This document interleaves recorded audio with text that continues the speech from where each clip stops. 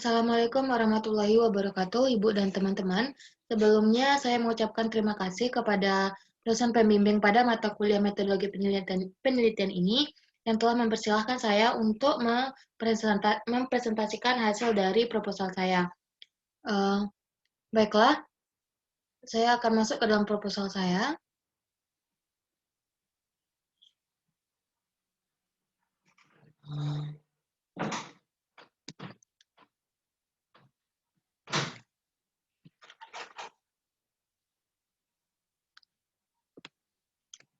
Baiklah, sebelumnya, Ibu dan teman-teman, pada kesempatan kali ini, judul proposal yang saya ajukan adalah pengaruh pembelajaran problem-based learning atau PBL terhadap keterampilan berpikir kritis dan problem solving siswa SMA-MA pada materi ikatan kimia. Kemudian pada kesempatan ini ada 3 bab yang akan dibahas, yaitu ada bab 1, bab 2, dan bab 3. Kita masuk ke dalam bab 1 terlebih dahulu, di mana latar belakang pada bab 1 ini ada latar belakang, di mana latar belakangnya pada materi ikatan kimia berpikir kritis dari peserta didik relatif rendah, sehingga akan terganggu pada pemecahan masalah yang akan diberikan oleh guru kepada peserta didik tersebut. Untuk itu, saya menggunakan model pembelajaran problem-based learning untuk mengatasi pemecahan masalah dan berpikir kritis rendah yang dilakukan oleh peserta didik dengan menggunakan instrumen SETOK. Kemudian masuk ke identifikasi masalah, di mana identifikasi masalahnya adalah peserta didik sulit untuk memahami materi ikatan kimia. Kemudian, pemberian tes yang kurang sesuai, dan terakhir adalah model dan metode yang digunakan kurang variatif. Yang ketiga adalah pembatasan masalah, di mana di sini ada 4 pembatasan masalahnya. Yang pertama yaitu tes yang digunakan untuk mengukur berpikir kritis dan pemecahan masalah peserta didik adalah tes diagnostik terstruktur kimia atau SETOK. Yang kedua adalah model pembelajaran yang digunakan adalah model problem-based learning atau PBL. Yang ketiga adalah variabel yang diukur adalah berpikir kritis dan pemecahan masalah dari peserta didik. Dan yang terakhir adalah materi pelajaran diteliti adalah ikatan kimia. Kemudian adalah perumusan masalah, sehingga dari pembatasan masalah yang saya buat yang 4 tadi, sehingga saya mendapatkan rumusan masalahnya, di mana bagaimana pengaruh pembelajaran problem-based learning atau PBL terhadap keterampilan berpikir kritis dan problem solving siswa SMA-MA pada materi ikatan kimia dengan menggunakan SETOK. Kemudian adalah tujuan penelitian, di mana tujuan penelitian yang akan saya lakukan adalah untuk mengetahui pengaruh problem-based learning (PBL) terhadap keterampilan berpikir kritis dan problem solving siswa SMA-MA pada materi ikatan kimia dengan menggunakan SETOK. Kemudian adalah manfaat, di mana manfaat dalam penelitian ini ada 4 yang akan ditujukan. Itu yang pertama kepada guru, kedua adalah sekolah, yang ketiga adalah pembuat kebijakan, dan yang terakhir adalah untuk penelitian lain.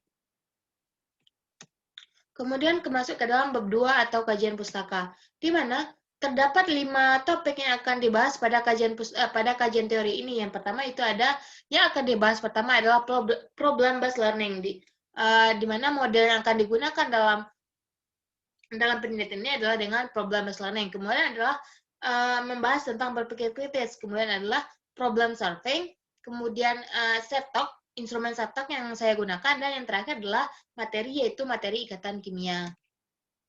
Kemudian adalah penelitian yang relevan, di mana di sini saya mencantumkan 2 penelitian yang relevan pada penelitian saya, yaitu yang pertama itu penelitian yang dilakukan oleh Ibu Zonalia Fitriza dengan kawan-kawan pada tahun 2020 dengan judul penelitian adalah Development of Structure Essay Diagnostic Test of Chemistry atau SETOK to Investigate Senior High School Student Conception of Buffer Solution, di mana penelitian ini adalah membahas instrumen SETOK yang saya gunakan pada penelitian ini.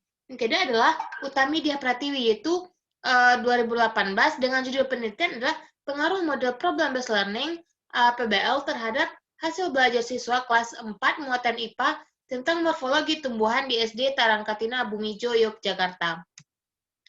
Kemudian adalah masuk ke dalam kerangka berpikir, di mana kerangka berpikir paling atas itu pada berpikir kritis peserta didik masih rendah pada materi ikatan kimia. Sehingga karena peserta didik masih rendah dalam berpikir kritis, sehingga diterapkan model problem based learning dan instrumen setok pada materi ikatan kimia.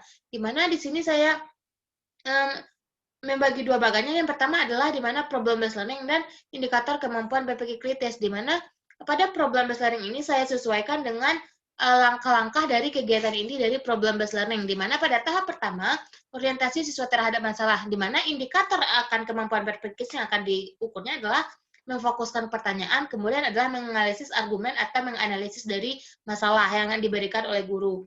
Kemudian adalah mengorganisasikan siswa untuk belajar, di mana indikatornya adalah bertanya dan menjawab pertanyaan pada saat diskusi. Yang ketiga adalah membimbing pengalaman individu atau kelompok, di mana indikator yang akan diukur adalah mengobservasi dan mempertimbangkan hasil observasi yang dilakukan oleh observer nantinya. Yang keempat adalah mengembangkan dan menyajikan hasil karya, di mana membuat diskusi dan mempertimbangkan edukasinya. Yang kedua adalah indikatornya adalah membuat dan mempertimbangkan hasil keputusan pada saat diskusi. Yang kelima adalah menganalisis dan mengevaluasi hasil karya, di mana indikatornya adalah memutuskan tindakan, di mana di sini ada mengevaluasi dari hasil diskusi dari peserta didik. Kemudian dari ini akan dapat adalah berpengaruhnya problem based learning dan setok terhadap berpikir kritis dan problem solving peserta didik pada materi ikatan kimia. Yang kemudian kita masuk ke dalam bab 3, yaitu metodologi penelitian, di mana jenis penelitian yang saya gunakan di sini adalah kuasi eksperimen. Yang kemudian adalah definisi operasionalnya. Definisi operasionalnya sama dengan kajian teori. Yang pertama itu problem based learning, yang kedua adalah berpikir kritis, yang keempat adalah problem solving, yang ketiga adalah problem solving, yang keempat adalah ikatan kimia, dan yang kelima adalah setok. Kemudian adalah populasi dan sampel, di mana populasi yang saya digunakan pada penelitian ini adalah peserta didik kelas 10 MIPA SMA Negeri 1 Gunung Tuleh, yang dimana sampelnya yang akan saya ambil adalah siswa kelas 10 MIPA 1. Dimana kemudian kita masuk ke dalam instrumen penilaian, di mana instrumen yang penilaian saya gunakan di sini ada dua. Yang pertama instrumen setok, di mana instrumen setok ini adalah instrumen esai terstruktur yang akan diberikan kepada siswa. Kemudian adalah untuk instrumen penilaian non-tesnya akan saya gunakan lembar observasi.